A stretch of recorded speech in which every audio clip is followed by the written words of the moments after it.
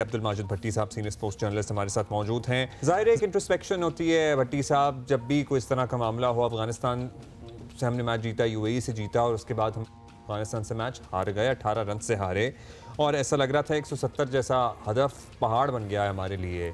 क्या सोच विचार चल रही है टीम के अंदर, क्या खबरें पहुंच रही हैं आप तक?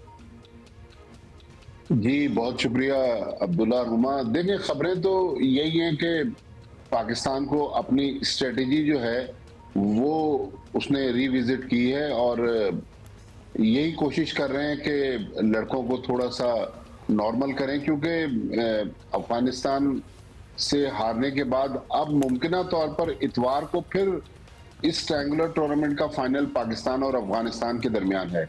लेकिन जो असल इम्तहान है पाकिस्तान का 9 तारीख से 9 सितंबर से एशिया कप शुरू होना है और 14 को जो पाकिस्तान और इंडिया का जो एक बड़ा मैच है, ये बेसिकली उसकी प्रिपरेशंस हैं एशिया कप की। तो मेरे ख्याल में पाकिस्तान की बैटिंग को थोड़ा सा रिविजिट करने की जरूरत है, क्योंकि बैटिंग ने काफी लेट डाउन किया। फखर जमान बहुत अरसे से उन पर एक बड़ी इनिंग्स ड्यू है। उस दिन वो सेट होकर 25 रन करके आउट हो गए। 7वीं बॉल पर जब साइम अयूब 0 पर आउट हुए, मैच की पाकिस्तान की इनिंग्स की 7वीं बॉल थी, उसके बाद बिल्कुल आपने सही कहा कि अफगानिस्तान के चारों स्पिनर्स ने पाकिस्तान को बेबस कर दिया। हालांकि ऊपर से 2 विकेटें फजले हक फारूकी ने हासिल की, लेकिन अफगानिस्तान ने बेहतर प्लानिंग के साथ क्रेडिट देना पड़ेगा अफगानिस्तान को कि वो पाकिस्तान के खिलाफ पहला मैच 39 रन से हारे थे। लेकिन उसके बाद आप देखें टॉस जीतकर उन्होंने पहले बैटिंग की, 170 रन बनाए। फिर पाकिस्तान को अगर हारिस रऊफ नीचे जाके 33 रन ना बनाते तो शायद ये 18 रन का मार्जिन, बड़ा मार्जिन होता। मेरा भट्टी साहब यही तो कंसर्निंग बात है कि लिटरली बात यहाँ तक पहुँच गई। पिछले मैच को देखा जाए कि हारिस बैटिंग कर रहे थे और उनकी बैटिंग बैटर से ज्यादा बेहतर साबित हुई। मतलब कुछ तो स्कोर बना बीच में। हमारे बैटर्स क्या कर रहे हैं? मतलब हम पहले हमें लगता था कि हमारी बॉलिंग इतनी इफेक्टिव नहीं रही, जितने बड़े बड़े हमारे पास नाम है। अब बैटिंग बिल्कुल हमें फ्लैट नजर आ रही है। हमें तो लगता है कि हर एवेन्यू में ही बहुत काम करने की जरूरत है। जी हम खासतौर पर बैटिंग का शोबा ऐसा शोबा है जिसमें बहुत काम करने की जरूरत है, क्योंकि माजी में भी अगर हमें प्रॉब्लम रहा है जब रिजवान और बाबर थे तो बैटिंग का ही शोबा था। हम स्ट्राइक रेट की बात करते थे कि ओवर बहुत ज्यादा जाया कर देते हैं। लेकिन ये नए लड़के हैं, देखें ये टीम जीत भी रही है, लेकिन इन नए लड़कों को कॉन्फिडेंस देने की जरूरत है, ताकि ये एकदम से जब हमारे यहाँ क्रिटिसिज्म शुरू हो जाती है, लड़कों के ऊपर हम तनकीद करते हैं, तो उसके बाद ये लड़के काफी प्रेशर में होते हैं। मेरा तो देखें, मैं बहुत सारे प्रोग्रामों में अब्दुल्ला रुमा ये बात कह चुका हूँ कि एशिया कप तक तो अब पाकिस्तान क्रिकेट बोर्ड कुछ करे ना करे, इन लड़कों को कहे भाई आप सोशल मीडिया से दूर रहें, क्योंकि अगर आप सोशल मीडिया पढ़ेंगे तो ट्रोलिंग तो वहां होती है। और अफगानिस्तान के मैच के बाद आप देखें सोशल मीडिया पे जो रिमार्क्स लोगों ने दिए, माजी में हुआ है। मैं एक बार पहले भी आपको बता चुका हूँ कि 2005 में इंडिया में जब हम गए तो इंजमामुल हक, उस जमाने में सोशल मीडिया नहीं था, इंजमामुल हक ने पाकिस्तान टीम के जो कमरे थे उनसे न्यूज चैनल्स बंद कर दिए कि इंडियन न्यूज चैनल्स आपने नहीं देखने। तो अगर पाकिस्तान की टीम थोड़ा सोशल मीडिया से दूर रहे, क्रिकेट पे फोकस करे, मेरे ख्याल में ये टॉप ऑर्डर हमने देखा है जब नहीं चलता तो फिर हमारा मिडिल ऑर्डर भी नहीं चलता। ये भी तो सोचने की बात है ना। मतलब अगर टॉप ऑर्डर नहीं चला, चले जी नहीं चला, फिर हमारे मिडिल ऑर्डर में कोई चल जाए।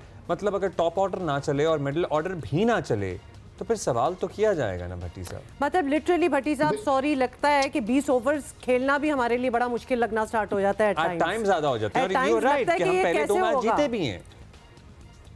बिल्कुल आप सही कह रहे हैं कि 20 ओवर की क्रिकेट भी वो मारधाड़ वाली क्रिकेट तो है, लेकिन कई बार जब आपकी ऊपर से विकेटें गिर जाती हैं तो बीच में कोई ऐसा बैट्समैन हमें चाहिए जो इनिंग्स को बिल्ड करे। देखें हसन नवाज नहीं, तो फिर वो बीच में जो चाहिए वाली बात है, उससे नेचुरल अगला सवाल आता है तो फिर क्या अगले एशिया कप के लिए कोई स्क्वाड में कोई एक चेंज हो सकता है? कोई सजेशन?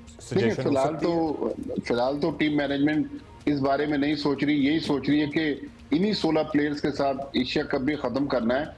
लेकिन अगर फ्यूचर में कहीं सोचो विचार किया जाए तो मेरे ख्याल में सऊद शकील एक ऐसा मुझे नाम नजर आ रहा है जो 5वें 6ठे नंबर पर भी खेलते हैं। अगर आप पीएसएल देख लें, पीएसएल में वो कोयटा ग्लैडिएटर्स की कप्तानी कर रहे थे और सऊद शकील ऐसे बैट्समैन हैं जो बीच में जाकर अगर इस किस्म की सिचुएशन हो, क्योंकि हम देखिए पिछले मैच में अब्दुल्ला हम 8 बैट्समैनों के साथ खेले फिर भी हार गए, हमने 5-6 ऑलराउंडर खिलाए फिर भी हम हार गए। तो मेरे ख्याल में एक हमें मुस्तनद बैट्समैन चाहिए मिडिल ऑर्डर में जो इस किस्म की सिचुएशन हो जिस तरह हमने 2 दिन पहले देखी। बात तो सारी वही हुई भट्टी साहब कि वो कौन हो सकता है, लेकिन coming back to this tournament, मतलब हमें अब ये टूर्नामेंट जीतना बहुत जरूरी है क्योंकि दिस इज नॉट ऑब्वियसली एक हमारी रेप्यूटेशन और एक नाम, लेकिन हर मैच लूज होने से, टूर्नामेंट लूज होने से, अल्लाह ना करे वैसे, हमारी रैंकिंग नीचे जाती है। फिर हमारे आगे बड़े ओलंपिक्स को देख लें, क्या चांस हमारा बनता है कि we'll be able to participate in that? देखें ओलंपिक्स में तो चांसेस पाकिस्तान के वैसे भी कम हैं, लेकिन जिस तरह हम अपनी रैंकिंग्स को वनडे में T20 में लूज कर रहे हैं, क्योंकि अफगानिस्तान, बांग्लादेश, वेस्ट इंडीज ये लोअर टियर की टीमें हैं। बिल्कुल। खुदा न खास्ता जो अगला वर्ल्ड कप होना है जिसकी शायद मई 2026 डेडलाइन है कि वहां हमने टॉप 8 में फिनिश करना है, ऐसा ना हो कि पाकिस्तान अगर इसी पेस के साथ हारता रहे तो हमें फिर कहीं वर्ल्ड कप का क्वालिफाइंग राउंड खेलना पड़ जाए।